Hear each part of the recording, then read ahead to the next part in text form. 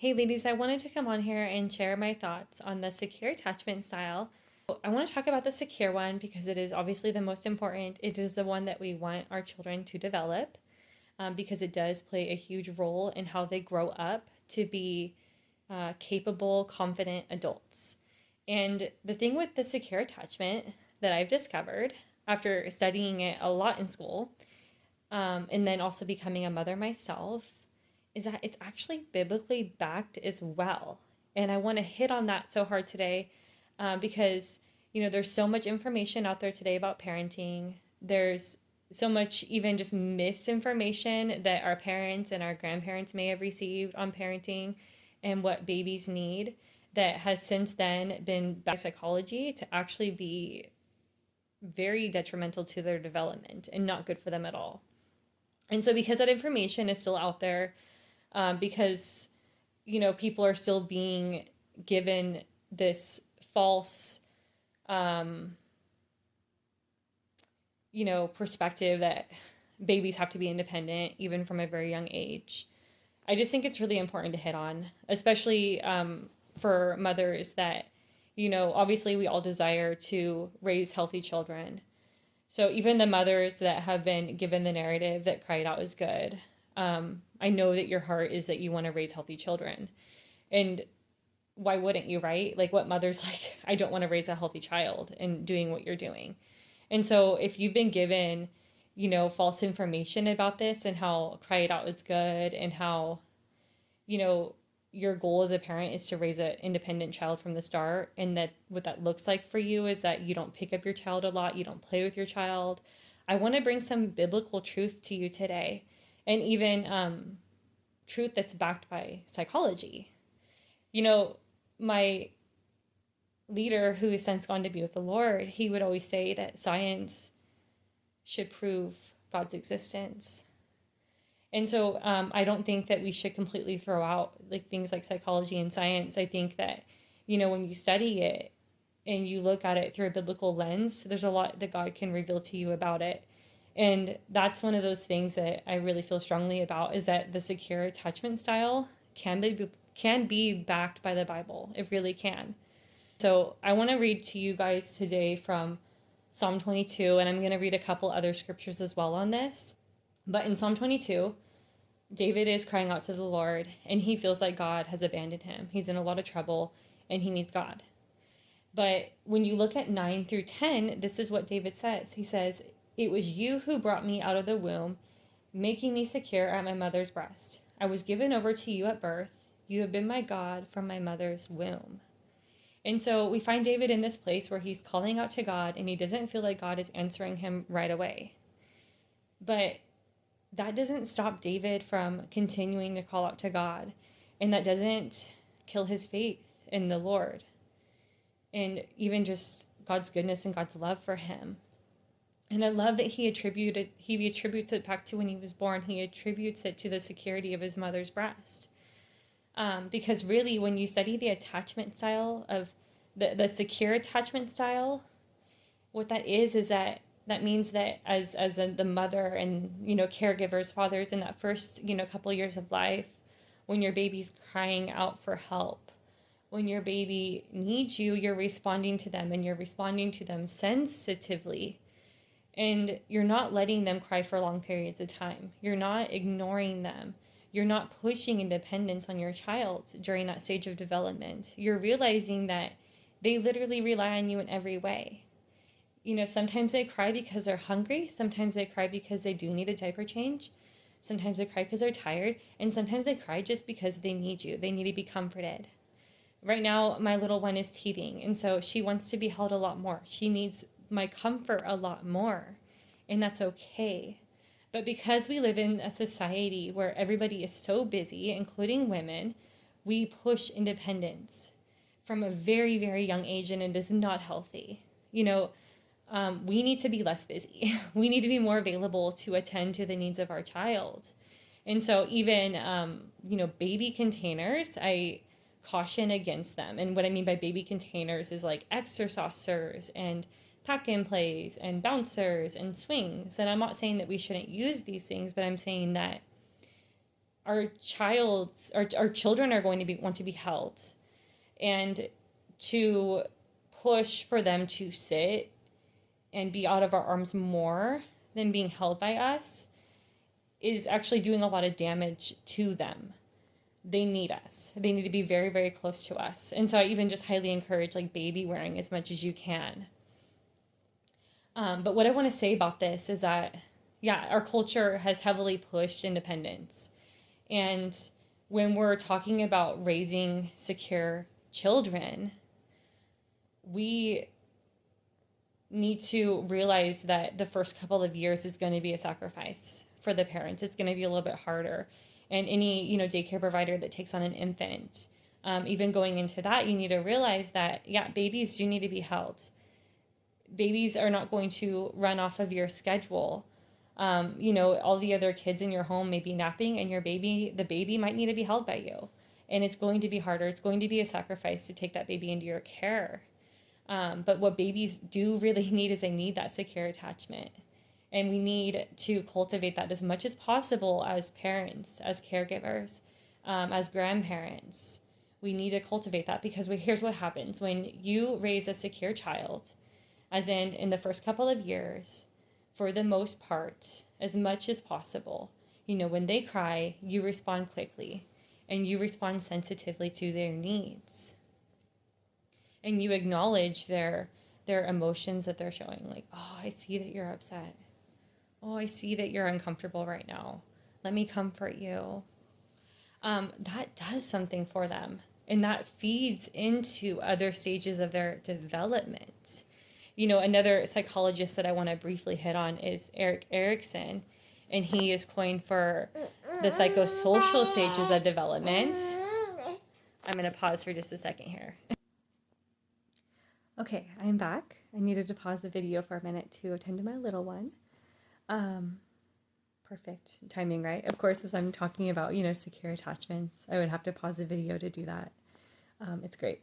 So talking about Erik Erikson, he has his own theory on different stages of development that children go through, and how it's like a contrast.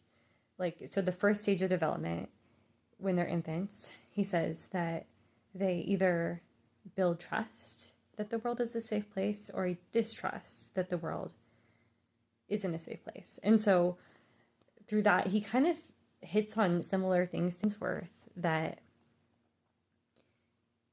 as children have responsive parents and caregivers, they respond to their needs, they respond to their cries, they learn that the world is a safe place, that they can trust that the world is a safe place. And so I really feel that in this psalm, that I can just tell his theory on this through the different stages of development, because he actually goes all the way through childhood, adolescence, young adults, into, pretty much up to the point of death. He covers this, and I think it would be kind of fun to deep dive on it a little bit more and study it through the life of David, since so much of David's life is covered in the scriptures. I just think it would be interesting to compare it to his theory, not to say that his theory is like completely valid all the way through, but I just wonder how much of what he researched and studied can actually be backed by the Bible. I find it really interesting. But, going back to the first part, it's trust versus mistrust. And then the second part of his theory is autonomy versus shame and doubt. And so that's kind of where I want to go next with that, is that once children, get past that first stage of development and, they build that secure attachment or insecure attachment, really the next stage is going to be how they develop autonomy. And here's where I really want to hit on the difference between independence and autonomy.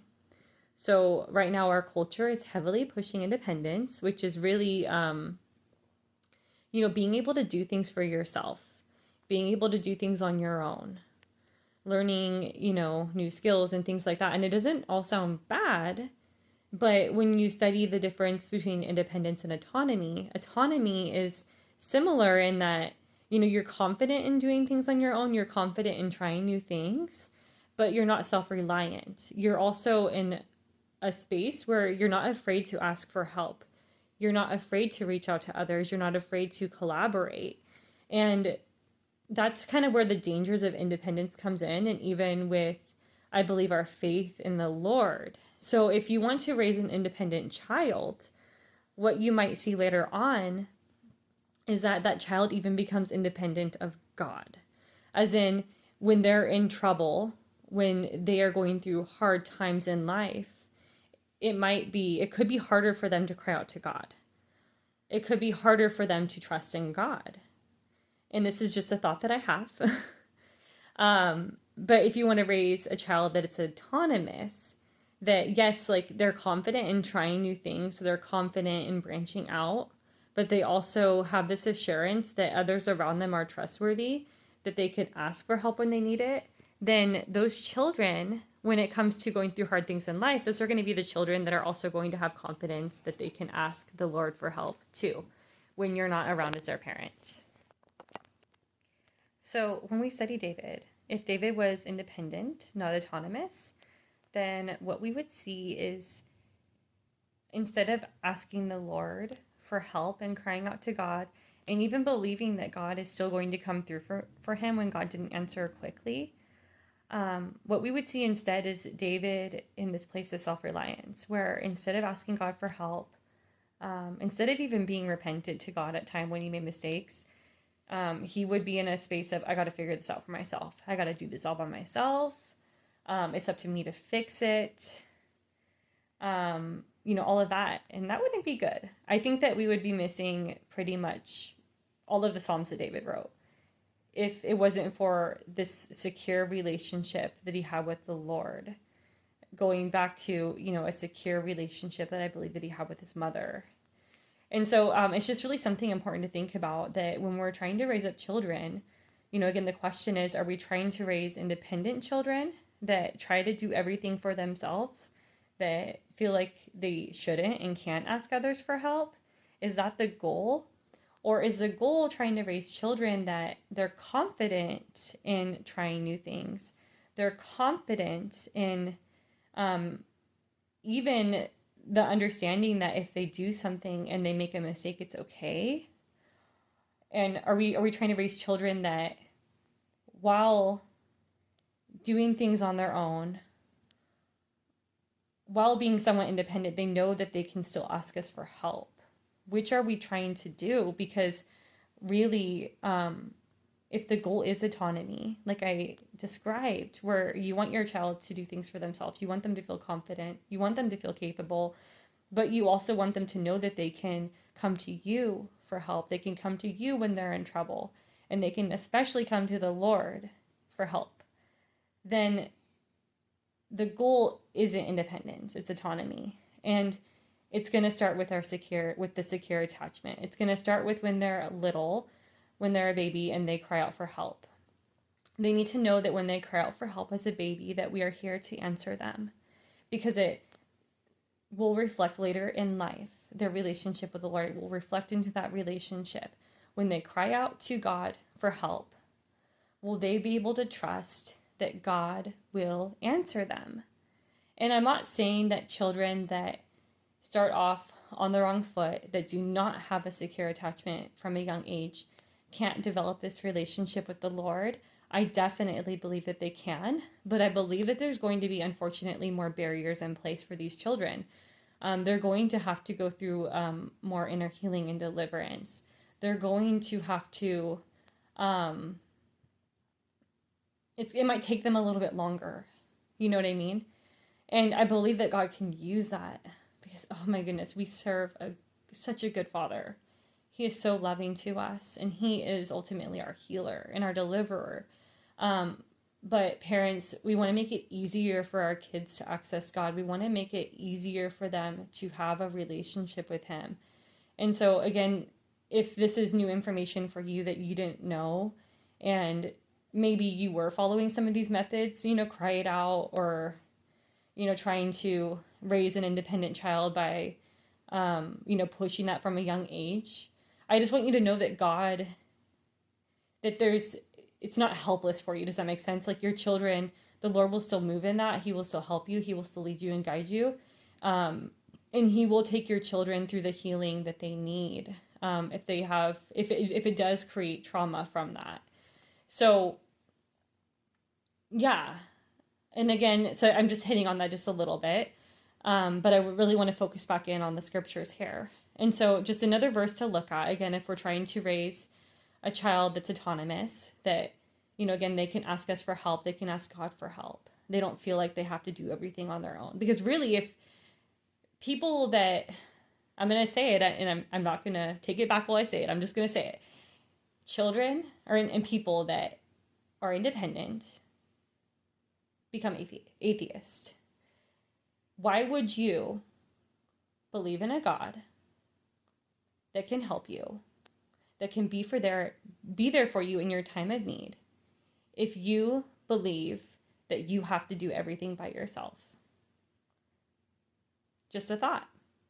We're not trying to raise atheists. We are not trying to raise children that lack a prayer life, that feel like they can't cry out to God when they need him. And so let's look at Proverbs 22:6 in the NIV, which is one of the, I would say, most important verses when it comes to raising kids. It says, "Start children off in the way they should go, and even when they are old, they will not depart from it." And so again, just to reemphasize what I was saying is, from birth, we want to raise secure children.